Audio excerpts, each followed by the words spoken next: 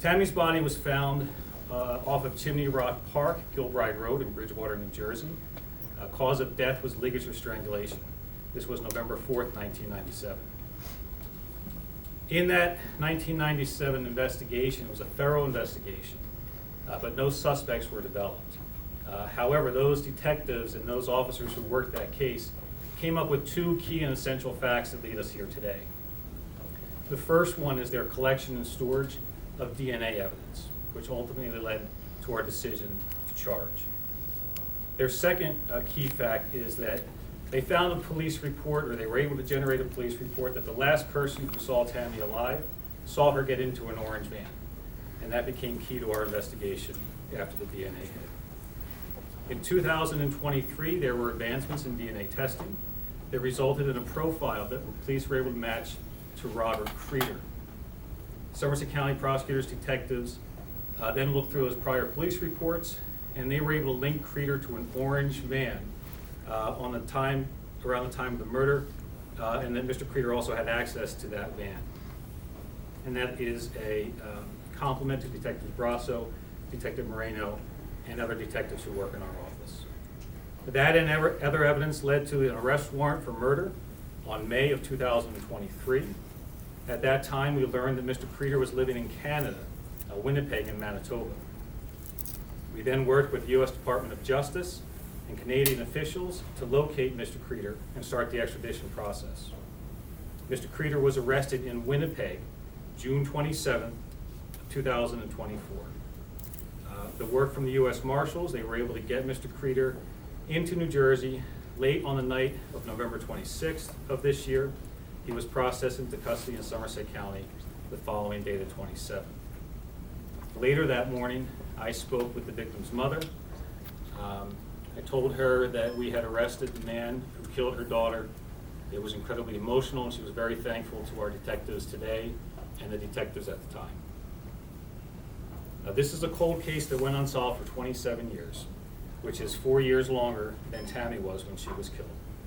It is a credit to the initial investigating agencies, as I have said, current Somerset County prosecutors, detectives, the New Jersey State Police, their cold case unit, their DNA lab, and federal and international agencies as well.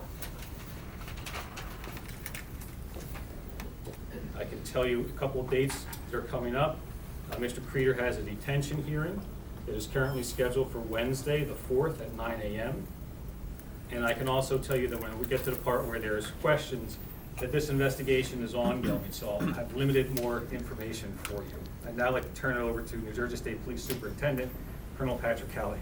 Thank you, Mike. Good morning, everybody. What you see before you is probably the ultimate example of what collaboration looks like in the search for justice. Myself and the Chief of Bridgewater Township Police Department are probably the only two up here that are actually new law enforcement officers. I had about 2 years on when Tammy was killed. He had about 5 months on and was one of the initial responders to the park when she was found. But here we are almost 3 decades later, and if you think about when she was killed, there was no really cell phones, license plate readers, pole cameras in and around like there is today. And all those advances in technology do not replace the passion that the women and men on this case had for this. And that initial response and how phenomenal those crime scene investigators were, how it was knocking on doors, it was talking to people in the park. It was all of those things that pointed to just a pure dedication to finding the killer in this case. And here we are 27 years later, from DNA to those initial reports to the assistance from Royal Canadian Mounted Police in Winnipeg in this effort, and the fact that her mom, I bet that her mom thought, no way would we ever see justice in this case or a charge be made. She's not in state anymore, but to Mike's point, I trust that that phone call now 27 years later, she'd be 50 years old. And to have that happen the week of Thanksgiving, a tough Thanksgiving, I'm sure, for her mom, but it's the women and men in every aspect that you see up here and far beyond the walls of this prosecutor's office that treated her like they were her own sister. They treated her like they would want a family member's killer to be treated, and went out and did every single thing that they could do. And that's why we're able to stand here today, 27 years later, to make this announcement. So grateful that our team was a part of it, but when the rest of the country's looking to New Jersey, this is what collaboration looks like in seeking justice for the most vulnerable amongst us. Thank you. Okay, I'll take questions if you have them. Can you go into a little bit of her background, where she was from, what she was doing? Sure. Tammy grew up in this area. Our investigation led us to believe that she would be in Newark at the time of her death, and that is where that sighting was, where she went into an orange van. But she grew up in this area. She was familiar with the area, certainly. Do you think she may have known Creeder in any way? Was there any previous kind of relationship of any kind? You know, we're still investigating, and there's certain things I can tell you today and certain things I can't. Could you go into, go ahead, sorry. Go ahead. Could you go into a little bit more about the DNA evidence and what made the whole difference that got you guys to where you are today? Sure. So the police collected DNA from the crime scene at the time of the homicide. And thankfully, it was well documented, it was stored. And we tried to have that DNA tested in the past. It's just that DNA was not scientifically advanced to the point where it is now. In 2023, we learned that there could be certain amplification processes done to the DNA. And that is what happened. And that DNA then came up with a profile of an unknown male, and we entered that profile into CODIS, which is the Combined DNA Indexing System, and it came back with a hit. So it appears he has a criminal record. Can you first expand upon that and what the motive in this case would have been? I cannot speak to Mr. Creeder's criminal past. As far as a motive, again, this matter is still under investigation. Certain things I can tell you today, I wish I could tell you more, but I can't. Are there other cases perhaps connected to this man? Not that we know of at this point. You can't get into how they knew each other, why she got in the van? No, at this point, still an active investigation. We are still working certain angles. What can you tell us about the suspect of his life in Canada? What was he doing? You know, a little more information about that. So I can tell you that Mr. Creeder, I believe, was born indigenous in Canada. He was adopted by his parents. They moved to New Jersey when he was young. He grew up in this area. He went to Canada, I want to say it was 1990, no, I'm sorry, it was around 2000, early 2000s. He went to Canada, and he lived his life there in Manitoba for the next almost 30 years. What kind of work was he? He was a day laborer. Was he married, children? I can't tell you that. When you say he grew up in this area, is Bridgewater is where he grew up, or what? He was in the Middlesex, Somerset County area. And where they found Tammy, was it along a trail or where specifically in the park? Sure. So off Gilbride Road, there is a trailhead entrance to the Chimney Rock Park, and her body was found a short distance, maybe 300 feet or so from that trailhead. So could we say that his DNA was found on her body? You can say that, yes. So what are the specific charges that you're bringing against Mr. Creeder? First-degree murder. And that's it? Or- Yes. So one charge? Yes. What else can you tell us about the life of Tammy? You know, what was she doing at the time? Was she a student? Was she married? She was single. She was a sweet girl. A lot of the information we have from Tammy comes from her mother, who I want to say, as an aside, you know, Tammy's mom called our office on November 4th of every year, the anniversary of Tammy's death, looking for an update. And unfortunately, most years, including even this year, we couldn't tell her at the time that we had a suspect. We had to wait until Mr. Creeder was here in New Jersey, and that's basically because of the extradition process, international treaties that we have with Canada, and the desire really to keep a lid on this until Mr. Creeder landed in New Jersey. Did Mr. Creeder make any statements at the time of his arrest that you'd like to share with us? I can't share that with you today. Yes, sir.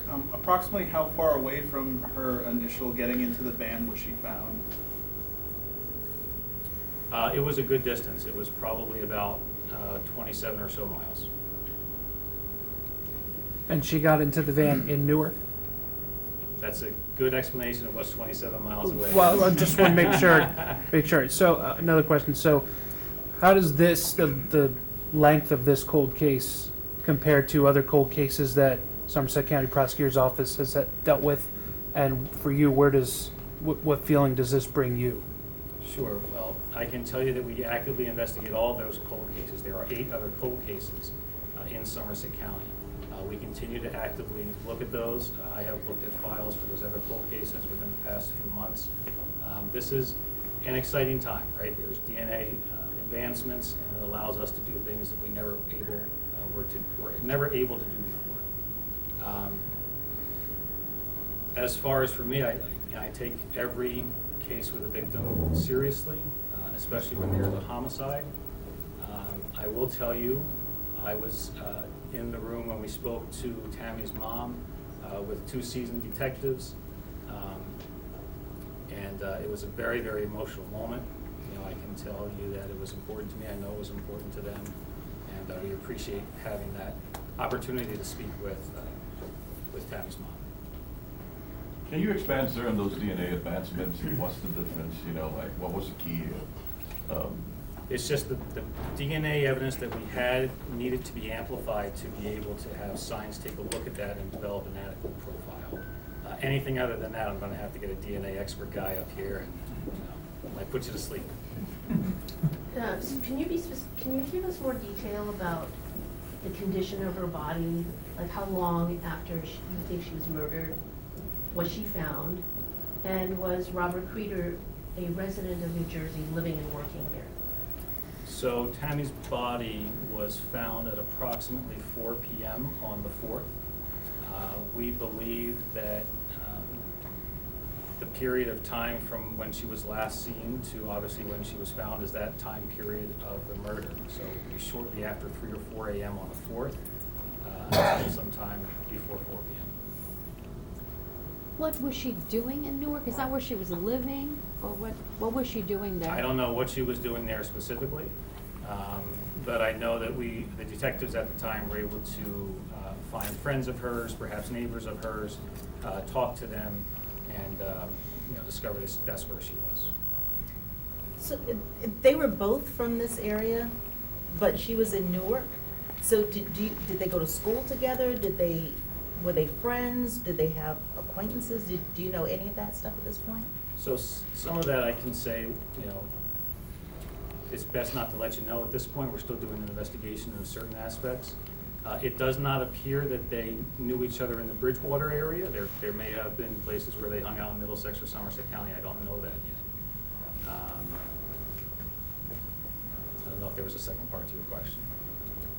If you knew whether they knew each other at all, if they went to school together, if they had mutual friends? I can tell you that Mr. Creeder and Tammy did not go to school together. We don't know really how they interacted, if they did. I think there was an earlier question about the length of time Mr. Creeder was here in New Jersey. He lived here and was here until about 4 to 5 years after the murder. And then the orange van, is there something significant about that? Was it did it belong to where he worked, or was it just a weird orange van? Right, so that orange van came up in police reports from 1997. When we started looking into Mr. Creeder, we learned that he was working for a company that also had orange vans, and that kind of pointed us in the right direction and said, this DNA hit has something credible. Let's not forget, there's DNA, and then there's all the evidence and the hard work that the detectives did. You got to put the two of them together. So where was the DNA recovered from her body? That I'm not going to get into. Yes, sir. If Krieger is found guilty, what kind of penalties could he face? So for a first-degree murder charge, he's looking at, from 1997, he's looking at 30 to 30. 30 to 30 on one charge. Her obituary said that she was living in Keyport at the time. Is that correct? I honestly don't know. I don't have an answer to that right now. But do you know where she was living? Is it She was living in New Jersey. where? Don't know. So you mentioned the mother was really emotional. So can you recall any specific statements her first reaction was? I don't want to get into specifics. That really was a private moment. I think that's really the best way to answer that. It's a moment that I will cherish and our detectives will cherish. What about this case makes it a first-degree murder charge as opposed to other murder charges? It was a purposeful murder that we charged, or a knowing murder. And the fact that Mr. Creeder, his purpose was to kill Tammy. And he knew he was killing her. And just to clarify, nothing like 23andMe or Ancestry.com was used in the DNA matching process. This is not a genetic genealogy type of case. It is a DNA type of case. So in the report, you mentioned she was apparently strangled. Do you know with what, and do you have that evidence? We have that evidence. That's one of those parts of this investigation that I don't want to reveal at this time. Does she have any other family members in this area? You said her mother does not live in the state anymore? She does not. Any other family members? Not that I know And does he have family members here? of. I would have to check. I don't know that he does off the top of my head. What do these advancements in DNA and genealogy, what is it gonna mean for those other 8 cases that you guys have? Are you more optimistic, or are they now on like a fast pace? We're going to find out. I'm always optimistic when I can rely on these detectives that we have in this office and with the state police and their ability to look at DNA. We never stop. We will never stop looking to find the killers of the victims in Somerset County. And that goes for all the agencies in New Jersey and throughout the nation. And all of those cold cases are murders, homicides? Or- Yes. An old report said that she was sexually assaulted, or is that, is not? I don't have any evidence of that, and that's Okay. not what was charged. So that was, okay, thank you. Yes, sir. How long did it take for the Canadian Mounted Police to track this guy down? The Canadian police were sort of aware of his presence. You have to understand the process of doing essentially what is an international manhunt, right? There's a man who committed murder here, we're looking for him in another country, in the middle of the country. It takes a long time. We had to work with federal officials, we had to work with Canadian officials, and it's a complicated process. So while we kind of had an idea where he was, we weren't at the point where legally we could make an arrest on Canadian soil, because we also wanted to look out for his rights as a Canadian and as a U.S. citizen. Sir, those properties where the body was found adjacent to, that location, any connections with the suspect? Did he work there or any of those properties? We believe he worked in the area, yes. So in Canada, was he living off the grid, so to speak, and did US officials go to Canada? So I can't tell you as to his living situation. That's something that we're going to keep here with the investigation at this time. I can tell you that no U.S. officials were on Canadian soil. This was a matter of Canadian police making the arrest. The U.S. Marshals flew him out to New Jersey, and they brought him here to be arrested formally. But did it seem like he was trying to live off the grid because he knew he had this background, this murder, and so he was trying to not be visible? Can't speculate on that. I don't know his motives I don't know his living condition, quite frankly. But he I was just- holding a job? He did have a job, yes. Doing what? News reports at the time say that a John J. Corman was being investigated as a possible suspect. Is he no longer considered a suspect? He is not a suspect. He was investigated by our office. He was cleared by our office. And we knew we had someone else out there. We just weren't able to prove it. I'm sorry, does he have what kind of job did he have in Canada? I think similar to what he had here in New Jersey. I can't recall the specific off the top of my head. You said, obviously police work the DNA. Were there, interviews that you did with people here who, other than pointing out the van, who may have been able to lead you to this? No, there were not. Okay. Can you offer any more details about what Tammy was doing at the time, what she was doing?